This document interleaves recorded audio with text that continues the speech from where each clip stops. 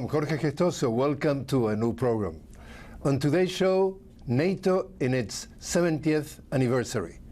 Our guest, David Swanson, 5 times Nobel Peace Prize nominee, I think it can be understood of World as Beyond War, author and radio host. David Swanson, a warm welcome to the program. Thank you. David, the publication Foreign Policy has an article saying NATO needs solidarity for its 70th birthday. Why? Because otherwise people will recognize the obvious truth that President Donald Trump once blurted out, that it's obsolete, that even if you believe there was some purpose for it decades ago, it's long gone.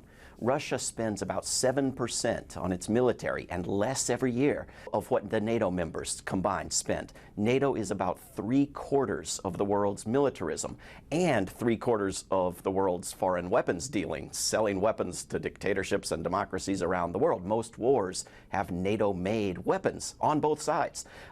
NATO launches aggressive wars in Afghanistan, Libya, Yugoslavia. I mean, these meetings they're having around Washington, D.C., they don't bring people from Libya to cheer for what NATO did to their country. There's no one from Yugoslavia or from Afghanistan to thank NATO for their service. If people learn the truth, if people recognize the facts, they understand NATO is provoking Russia.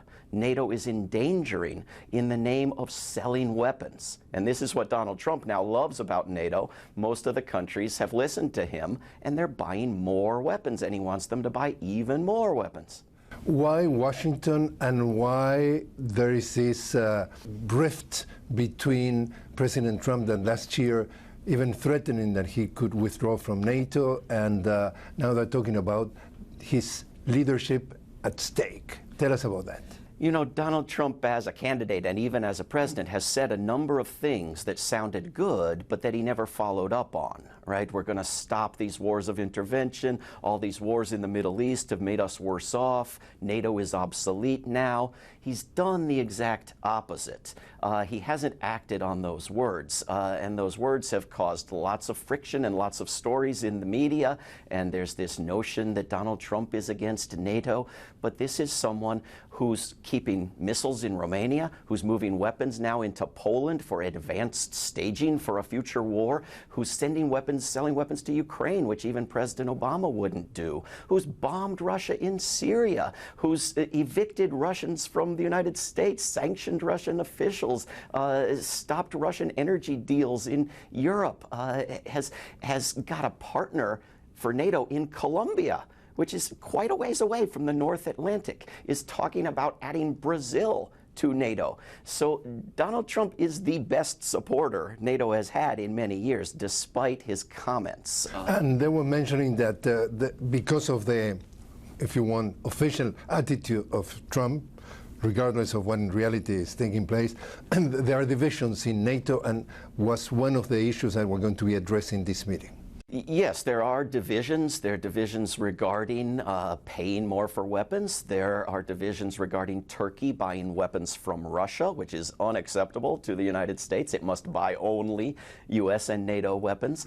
And there is resistance to spending more and more on weapons from some of the European countries.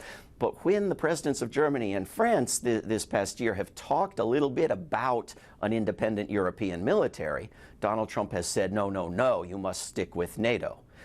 So he is pushing NATO when it comes to anyone talking about an alternative to NATO. So if we're talking to an audience that is not familiarized with NATO, there was a threat. The Soviet Union was representing a threat. Yes. Europe is selling that the purpose of the Soviet Union was to expand and to probably invade them or attack them. Right.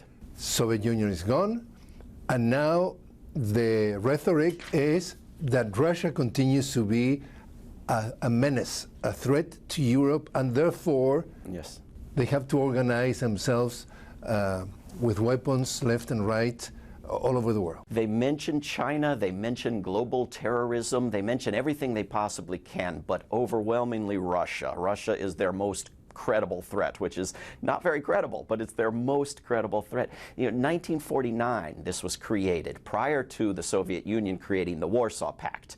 And the Warsaw Pact ended when the Cold War ended.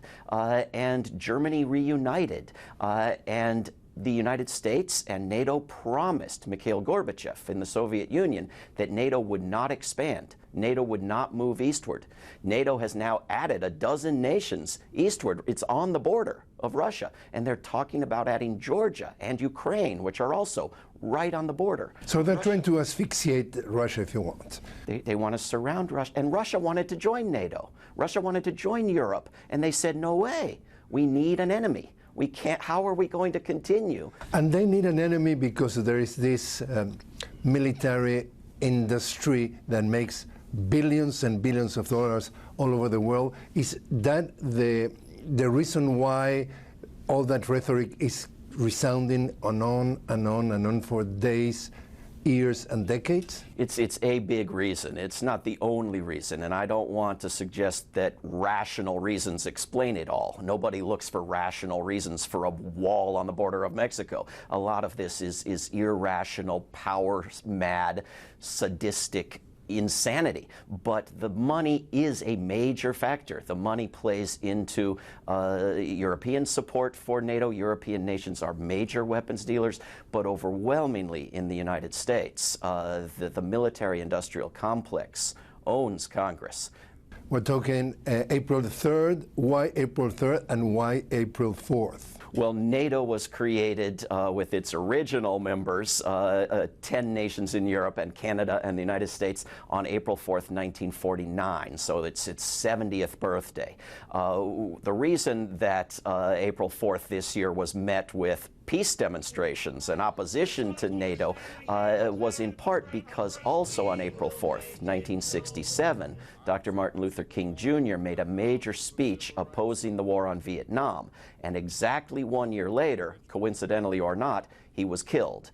And so we think that April 4th should be a day to remember that speech demanding an end to militarism, racism, and extreme materialism as three evils in Western culture that need to be ended together. And how do you read the presentation of the NATO Secretary General in a joint session of the Congress here in Washington? This Congress loves NATO. This Congress either believes NATO is a good war-making force and profitable at that, or believes that NATO is somehow a statement against Trump. And so back in January, when the U.S. Congress imagined that Trump was going to somehow end NATO or pull the United States out of NATO, which would essentially end NATO, it is a U.S.-dominated organization, Congress passed a law stating that it is up to Congress whether to end a treaty or maintain a treaty, and the president cannot end this important treaty without Congress. But when President Trump pulled the United States out of the INF treaty with Russia. This is a treaty banning nuclear weapons that was put in place by President Reagan together with the Soviet Union years and years ago. Congress didn't say that. Congress didn't say we have a say-so over treaties. So the check and balances of power... They're there if the threat is peace. They're not there if the threat is peace war. For their interests. Because what you're talking about a threat, you're talking about peace, about terrorism, depending on which part of the world, who are the terrorists? If you are seen from this part of the world, yes, the Middle East, it's absolutely labeled, many of people in that region, as terrorists or potential terrorists. If you're in the Middle East, the Western world often is being qualified as terrorists. Yes, as it should be. Having bigger weapons doing more damage doesn't make it less terrorizing, doesn't make it less of a crime. Or there are different ways of terrorize people. Terrorize people is not only with a weapon. You can terrorize people in many, many different ways. And you can kill people with economic sanctions, and you can try to overthrow... Is that is happening in Venezuela, for example? You could try to overthrow a government of Venezuela without sending in weapons. You can sabotage electric... Is that terrorism? if it terrorizes people and if it's intended to terrorize people, even if it's only intended to terrorize the government of Venezuela, I think it can be understood as terrorism. I mean, there have been assassination attempts. How is that not terrorism? This is a U.S. government that spends more and more and more on the military every year, while Russia spends less. And the way that money kills is first and foremost not through any weapons, but through diverting the money from where it should be. 3% of the U.S. military budget would end starvation on the earth. A little over 1% would end the lack of clean drinking water on the earth. So if the United States were to take a small fraction of its military budget and put it to good use, it could make itself the most loved nation on earth, the most appreciated nation on earth. Instead, it takes the opposite approach. And who in reality is in charge? Who has the power in the U.S.? The military industry, the large corporations, the regular citizen voting every 4 years? Who really runs the show in the U.S.? We have had U.S. scholars and academics study the behavior of the U.S. government and report that it is effectively an oligarchy, that the opinions of the wealthy and empowered in the United States have an impact on legislation and behavior and law enforcement of the U.S. government. And the opinions of ordinary people have virtually no impact. And certainly the military-industrial complex dominates the thinking of Congress and the White House on foreign policy. Bernie Sanders talking about 1% and 99%, yes. Meaning the 99% is being left aside in many sides, and the whole wealth is concentrated in the 1%. Yes. Why, and that's a big question that if you see it from outside, you question, why the 99% is not doing something to stop it? For example, in this case, have we seen demonstrations about this 70th anniversary celebration here in Washington? Something happened? Well, I've been involved in protests and demonstrations and counter summits and press conferences and disruptions of meetings and marches and banging pots and pans, and I have done every interview that's been offered me. But I haven't been on U.S. cable news in years, because what I say is not welcome there. So people in the U.S. and around the world, if they're dependent on U.S. television, they don't see the protests. When we protest war in Washington, D.C., we have media outlets from Asia, from South America, from Europe, not from the United States. So the media, the mainstream media, is at the service of the general public, the public opinion, or is an arm of that oligarchy that you're mentioning? It is an arm of those in power and those with the money to influence and to buy advertisements on those for-profit companies. That's the purpose it serves. You don't have anti-war voices on CNN or MSNBC or network television in the United States. So if fake news is a farce? Well, not everything that's called fake news is fake, but much news is false. Russiagate was overwhelmingly false, and much is left out. Much is just not talked about. So people don't know. I ask people around the United States to name the countries the United States military has bombed this year. Almost no one can do it. This problem even the ancient Romans had. This is new, that people just can't keep track because it's not on TV.